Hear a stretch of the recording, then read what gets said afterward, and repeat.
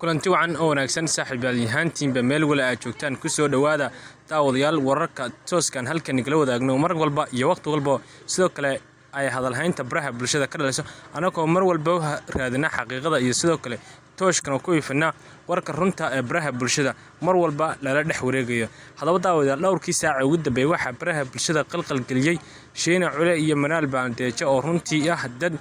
isku meel ka soo jeeda kaasoo lagu tilmaamo in ay sidoo kalena ka soo jeedaan beel hadaba Shiina Cule oo ah mid ka mid ah dadka baraha bulshada ugu saameynta badan ayaa xoog ku haysta gabadha leedahay Manaal Bandeejo kadib markii hore waxay xaaska fanaanka CK iyo sidoo kale YouTuber-ka caanka ee CK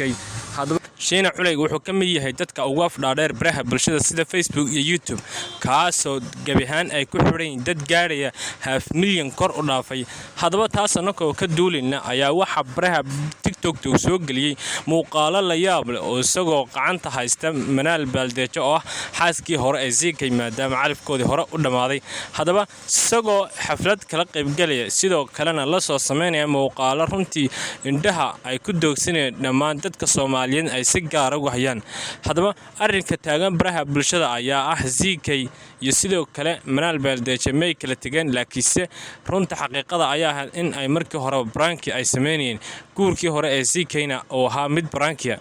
inkastoo brankiga uu barihii ugu dambeeyay ku soo badanaya dadka Soomaaliyeed laakiinse waa runtii mid diinta Islaamka ka soo horjeeda maadaama uu yahay been casri garaysan hadaba CK iyo sidoo kale Shiina Cule oo hore afkaas kula galay isjafay ayaa sidoo kale colaad aad u daran kala dhaxaysa baraha bulshada mar ay akoonadooda weerar isku soo qaadeen laakiinse dagaalka laga baqtiyay hadaba Shiina Cule oo ka mid ah dhalinta Soomaaliyeed ee ugu afka dhaadheer baraha bulshada kuna nool wadanka Jarmalka ayaa Manaal Bandeejo dejiyay Jarmalka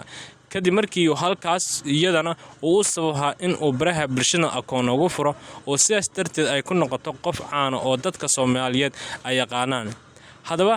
Manaal iyo sidoo kale Shiina Cule ayaa si dheeliyana muuqaalo TikTok-tooda u soo duuba iyagoo halka kolba ku jeesaya heesaha cusub ee marwalba raabarsku ay soo qaadaan ama fanaaniinta caadiga ee Soomaalidu Shiina Cule iyo Manaal Bandeejo ayaa xafladan u dhigtay si ay indhaha uga soo radaan CK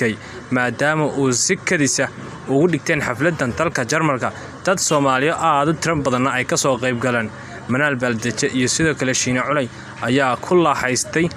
bartan ay xafladda ka dhiganayeen halka CK-na aanu wali wax arina iyo sidoo kale waxaas labaad ama aanu guursan CK maadaama uu xaaskiisii hore gacantiisa lagala baxay